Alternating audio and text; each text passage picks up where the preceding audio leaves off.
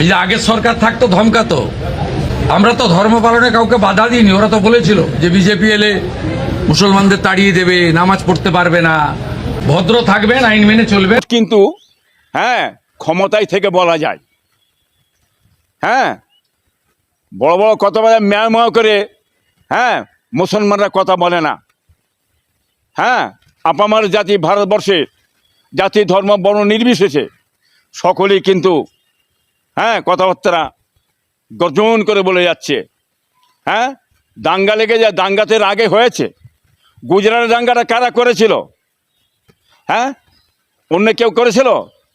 আসামে হয়েছিল তো, যোগীর রাজ্য হয়েছে তো। আর আপনি বলছেন এ কথা? হ্যাঁ, কি বলে বোঝাতে চাইছেন, কি বলে ভয় দেখাতে চাইছেন? ওই ধমকানি চমকানি দেখিয়ে, ভয় দেখিয়ে পিছনে যাবে না, কি বুঝলেন? এই কথাবার্তা বলে বিরোধী দলকে বসিয়ে দেওয়া যাবে না। বিরোধী দল তারা ন্যায় কথা, সত্য কথা, হক কথা বলে যাবে, ন্যায়ের প্রতিবাদ করে যাবে, অন্যায়ের প্রতিবাদ করে যাচ্ছে এরা। হ্যাঁ, এই অন্যায়ের প্রতিবাদ থেকে আপনি বন্ধ করবেন, এটা বাংলার মানুষ জেনে গেছে। এসব কথাবার্তা বলে, গরম গরম কথাবার্তা বলে বন্ধ করো। বন্ধ করে যাতে দেশের কাজ হয়, দশের কাজ হয়, পশ্চিম বাংলার উন্নয়ন হয়, হ্যাঁ, মানুষ বাঁচে চাকরি শিল্প কর্ম থেকে, সেই কাজটা আপনি করুন। তাহলে বাংলার মানুষ আপনাকে ভালোবাসবে। এতে ভালোবাসছে না, ভিতরে খোঁজ করে দেখুন না মহামান্য মুখ্যমন্ত্রী সাহেব কি হচ্ছে দেশটার ভিতরে। হ্যাঁ, সেটা জিজ্ঞেস করুন, তাহলে বুঝতে পারবেন। মসজিদে কমিটি আছে, তাদের সঙ্গে কোনো সমালোচনাই তো হয়নি, কোনো আলোচনাই তো হয় না।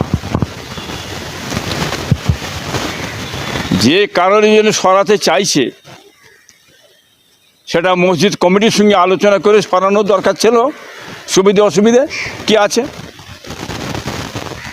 দেশের বৃহৎ একটা বড় কাজের জন্য যদি অসুবিধা হয়, সেটা একটা আলোচনার মাধ্যমেই হয়ে থাকে। সেটা যদি গাজুয়ারি করেন, তাদের আইন আছে, কোর্ট আছে, বিচার আছে।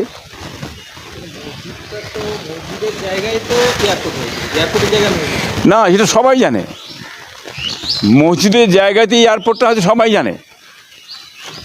আইন বিধান সব কিছু আছে, সংবিধান সব কিছু আছে। এই যে বিজেপি সরকার, কি বলেন, ইনি কি সংবিধান মানছে? ইনি তো সংবিধান মানতে চাইছে না। গাজুয়ারি ছাড়া কিছু নেই। এটা যদি কোনো মুখ্যমন্ত্রী গাজুয়ারি করে কাজ করে, জোর করে কাজ করে, এতে আমাদের কিছু বলার নেই, বুঝলেন না? আমি কাজ করব, যার কারণে যেটা হবার হচ্ছে, এটা বাংলার মানুষ জানেন। বিজেপি যে এজেন্ডার মধ্যে যেটা আছে, সে এজেন্ডা অনুযায়ী ওনারা কাজ করবেন। কি হলো না হলো, সংবিধান কি আছে না আছে, এসব মানতে চাইছেন। যদি উনি সংবিধান মানতেন, কি মানে আইন মানতেন ভারতবর্ষের, তাহলে এ ধরনের কাজ হবে কেন? তিনি তো আলোচনার মাধ্যম দিয়েই কাজটা করবেন। যেমন বাবরি মসজিদটা নিয়ে একটা হুড়োহুড়ি হয়েছে, তার কাগজপত্র সমস্ত কিছু আছে, সেটাকে দখল অধিকার বলে মসজিদটাকে, বাবরি মসজিদটাকে বার করে দেওয়া হলো। কিন্তু সেই বাবরি মসজিদ আছে, নামকে আপনি চেঞ্জ করতে পারবেন না, ওটা মুসলমানদের মসজিদ, আমাদের ধর্মীয় জায়গা। এটাকেও কিন্তু জোর করে যে নিয়ে ভেঙে দেন, হ্যাঁ, কিছু করে ফেলেন, তা আমাদের কিছু নেই, করার কিছু নেই, বলার কিছু নেই। সরকার সেটা গাজওয়ারি করছেন, কিন্তু ভারতের সংবিধান আছে, আইন আছে, কানুন আছে। একদিন না একদিন তার জবাব এই ভারতবর্ষের মানুষই দিয়ে দেবে, আইন দিয়ে দেবে, কোর্ট দিয়ে দেবে, সংবিধান দেবে। একে রাখতে আপনি কোনোদিনই পারবেন না। আজকে আছেন, কাল চলে যাবেন, কি বুঝলেন?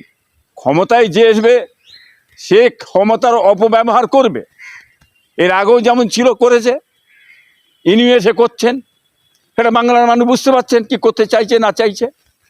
অতএব কিছু বলার নেই আমাদের। আরও মসজিদ ভাঙুক না, যত পারো মসজিদ ভাঙো, যত পারো মাদ্রাসা ভাঙো, যত পারো মুসলমান করো, যত পারো মুসলমানদের ক্ষতি করো, ধর্মের ক্ষতি করো, তাহলে হিন্দু ভাইদের চোখটা কিন্তু হ্যাঁ আপনার দিকে ঘুরবে, বুঝলেন না, লক্ষ্যটা আপনাদের দিকে পড়বে। তো হিন্দু ভাইদের যে কি ক্ষতিটা হচ্ছে সেটা পরে বুঝবে হিন্দু ভাইরা, কি বলেন? আজকে সংখ্যাগরিষ্ঠ হিন্দু ভাইরা আছেন, কিন্তু যে উদ্দেশ্য এই বিজেপিকে বাংলার মানুষ নিয়ে এলো বাঁচার জন্যে, কিন্তু সেই উদ্দেশ্যে তার উল্টো হয়ে গেছে।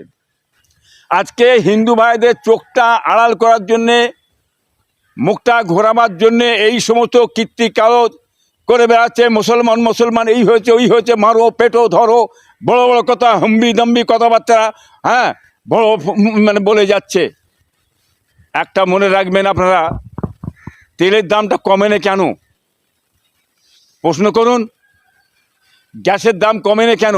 যে কথাটা দিয়েছিলেন আপনি, হ্যাঁ, যেমন আপনি বলেছিলেন আপনার কারেন্টের দামটা কমে যাবে, কমে না কেন?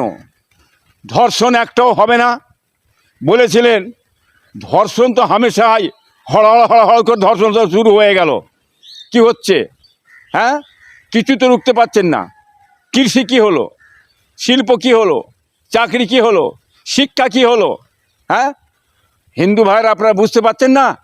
আপনাদের লক্ষ্যটা খালি ঘোরাচ্ছে, মুসলমান মুসলমান মুসলমান করে ঘুরছে, ঘুরে থাকবে, অতএব এগুলো ভুলে যাবেন। এইভাবে 5টা বছর এই আমাদের মুখ্যমন্ত্রী সাহেব কাটিয়ে দেবে। যেমন প্রধানমন্ত্রী সাহেব ধর্ম ধর্ম করে কাটিয়ে দিচ্ছেন, ইনি আমাদের মহামান্য মুখ্যমন্ত্রী শুভেন্দু সাহেব এই বিভাজন বিভাজন ধর্ম ধর্মকে কাটিয়ে দেবে। এছাড়া কিছু হবে না, একটা কিছু অন্যায় হবে না। আমি চ্যালেঞ্জ করে বলে দিচ্ছি আপনাদের ঘরে, আপনারা দেখবেন কিছু হবে না, খালি এইটাই হবে, এই বলে বলেই কাটাবে। দেখুন, দাঙ্গাবাজ মুসলমানরা নয়, হিন্দুরা নয়, খ্রিস্টান পাঞ্জাবি কেউ নাই।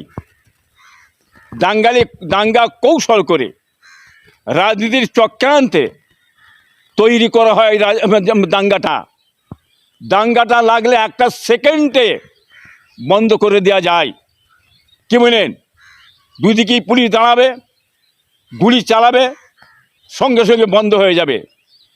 আর যদি কেউ মনে করে দাঙ্গাটা লাগাবো, তাহলে একতরফা করে হ্যাঁ গরম করে লেগিয়ে দেওয়া যাবে, কি বলেন? দাঙ্গা অন্য কেউ করে না, দাঙ্গা সরকারই কিন্তু পলিসি করে লাগায় গদির লোভে, কি বলেন? নেতা হওয়ার লোভে, বুঝলেন না, পদের লোভে এসব লাগিয়ে থাকে। এটা বাংলার মানুষ সকলেই জানেন। গুন্ডা দমন আইন যে চালু করা হয়েছে, কারণটা কি? বিরোধী দলকে ভয় দেখানো হচ্ছে, ধমকানি